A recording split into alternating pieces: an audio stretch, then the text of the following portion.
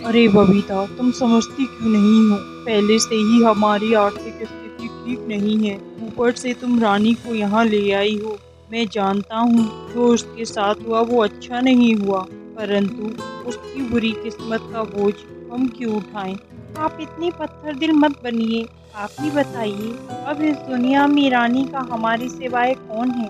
अगर हम भी उससे मुंह मोड़ लेंगे तो क्या होगा उसका? और वो मेरी दीदी की आखिरी निशानी है, और मैंने उन्हें वचन दिया है कि मैं रानी को अपनी बेटी बनाकर रखूंगी। रानी बबीता की बड़ी बहन सुधा की 2 साल की नन्ही सी बिटिया है। अभी कुछ दिन पहले ही एक रोड एक्सीडेंट में सुधा और उसके पति रमेश का निधन हो गया। रमेश तो ऑन द स्पॉट ही ये दुनिया छोड़कर चला गया, और सुधा को हॉस्पिटल ले जाया गया और एडमिट किया गया, और बबीता को हॉस्पिटल बुलाया गया। दीदी, ये क्या हो गया? जीजा जी तो हमें छोड़कर पहले ही चले गए, और अब आप भी इस हालत में हो। प्लीज देवी माँ, मेरी दीदी को ठीक कर दीजिए, प्लीज देवी माँ। सुधा ने आंखें खोली और बोली, बबीता, मेरा आखिरी समय आ गया है। तू मुझे वचन दे, मेरी रानी की माँ बनेगी। ऐसा मत कहिए दीदी। दीदी, आप बिल्कुल ठीक हो जाएंगी। नहीं बबीता, अब मैं नहीं बचूंगी। तू मुझे वचन दे, तू मेरी रानी का ध्यान रखेगी और उसे माँ की कमी कभी महसूस नहीं होने देगी। तू मेरी रानी की माँ बनेगी। दीदी, मैं आपको वचन देती हूँ, मैं रानी को अपनी बेटी बनाकर रखूंगी और उसकी माँ बनकर रहूंगी। बबीता से रानी के पालन पोषण का वचन लेकर सुधा भी इस दुनिया को छोड़कर चली गई।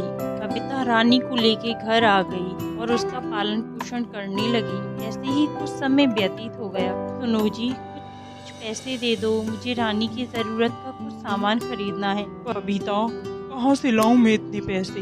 हमारा तो खुद का ही गुजारा नहीं हो पाता, और तुम रानी को भी ले आई हो। ऐसा मत कहिए, अगर हमारी खुद की बेटी होती तो हम उसका भी तो पालन पोषण करते। ऐसा नहीं था कि मोहन को रानी से कोई हमदर्दी या लगाव नहीं था। वो तो अपनी आर्थिक स्थिति और रानी के आने के बाद बढ़े हुए खर्चे की वजह से परेशान था। ऐसे ही समय गुजरने लगा, और एक दिन बबीता की सहेली मनोरमा उससे मिलने आई।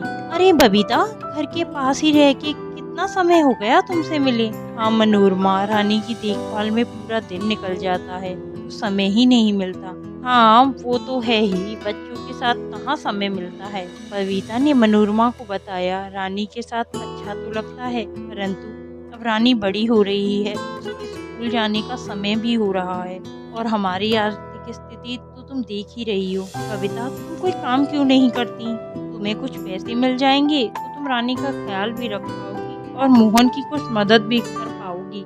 मनोरमा, तुम कह तो ठीक रही हो, परंतु मैं रानी को अकेला छोड़ के कोई काम नहीं कर सकती। हाँ बात तो तुम्हारी सही है बबीता, पर मैं तुम्हारी थोड़ी मदद कर सकती हूँ। तुम सही समझो तो जब तक तुम काम करोगी तब तक रानी को मैं संभाल लूंगी। क्या तुम सच में रानी को संभाल लोगी? हाँ मनोरमा, तुम्हारा बहुत बहुत धन्यवाद। तुमने मेरी बहुत बड़ी परेशानी को हल कर दिया। अब बबीता दिन में कुछ घरों में जाके साफ सफाई का काम करने लगी, जिससे वह रानी की जरूरत भी पूरी कर पाती और मोहन को भी थोड़ी मदद हो जाती। कुछ समय बाद मोहन ने भी रानी को अपनी बेटी मान लिया। मोहन और बबीता पूरी कोशिश करते कि रानी को किसी चीज की कमी ना हो। रानी अब 5 साल की हो गई थी। बबीता उसे स्कूल छोड़कर काम पर जाती और काम खत्म करके अपने साथ वापस ले आती। ऐसे ही समय व्यतीत होता गया, और अब रानी 12 साल की हो गई थी। बड़ी कक्षा में होने के कारण अब रानी का खर्चा बढ़ गया था, तो बबीता ने अपना काम भी बढ़ा दिया। अब रानी घर पे अकेले रह जाती। एक दिन रानी को पता चल गया बबीता और मोहन उसके माता पिता नहीं हैं। अब रानी हर बात को उल्टा लेने लगी। बबीता और मोहन की कही हर बात का उल्टा मतलब निकालने लगी। कहती, अगर मैं उनकी सगी बेटी होती तो थोड़े ही मुझे घर पर अकेला छोड़कर चले जाते। समय के साथ रानी के मन में बबीता और मोहन के लिए कड़वाहट बढ़ती ही चली गई।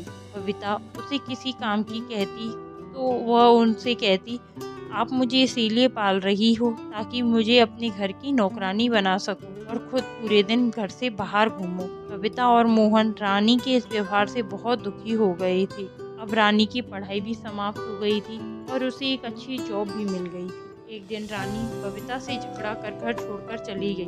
रानी के जाते ही बबीता ने जो बिस्तर पकड़ा वो फिर उठ न सकी और दिन रात ये रानी को याद कर कर के रोती रहती। एक दिन मनोरमा बबीता से मिलने आई और वहाँ उसे सब कुछ पता चला। तो वो रानी के घर गई और बोली, बहुत अच्छा बेटा, बहुत अच्छा सिला दिया है तुमने अपने माता पिता की परवरिश का। वो मेरे माता पिता नहीं हैं, जानती हूँ। वो तुम्हारे माता पिता नहीं बल्कि तुम्हारी मौसी और मौसा जी हैं, जिन्होंने 2 साल की नन्ही सी रानी को, जिसके माता पिता उसे छोड़कर चले गए थे, उसको पाल पोस इतना बड़ा कर दिया और इस लायक बना दिया कि आज वो उनकी ममता पर सवाल उठा रही है। रानी, वो चाहती तो तुम्हें किसी अनाथ आश्रम में छोड़कर अपना खुद का बच्चा कर अपने जीवन में आराम से रह सकती थी, परंतु सिर्फ तुम्हारा लालन पालन वो अच्छे से कर सकी। इसीलिए बबीता और मोहन ने अपनी खुद की कभी कोई संतान नहीं की और तुम उनकी ममता पे सवाल उठा रही हो। उसने लोगों के घरों में जाकर काम किया, झूठे बर्तन मांजे ताकि तुम्हें अच्छा भविष्य दे सके। तुमसे काम क्या करने की कह दी? तुमने ये समझ लिया कि वो तुम्हें अपनी नौकरानी बनाना चाहती है। बेटा, मैंने देखा है बबीता को तेरे अच्छे भविष्य के लिए दिन रात मेहनत करती, इतना तो कोई सगी माँ भी नहीं करती। जिस दिन से तू उसे छोड़ कर आई है वो तो बिस्तर पर पड़ गई है और बस दिन रात तेरी ही याद करती रहती है। मनोरमा की बातें सुन रानी को अपनी गलती का एहसास हो गया और वो अपने घर वापस गई और बबीता मोहन से अपनी किए की क्षमा मांगी और बोली, माँ पापा, आप दोनों तो मेरे माता पिता बन गए, परंतु मैं आपकी बेटी नहीं बन पाई, मुझे क्षमा कर दीजिए। बबीता और मोहन बोले, बेटा, बच्चे माता पिता से नाराज हो सकते हैं, परंतु माता पिता बच्चों से कभी नाराज नहीं होते। अब रानी ने अपना कर्तव्य निभाया और बबीता और मोहन की खूब सेवा की और वो सब खुशी खुशी रहने लगे।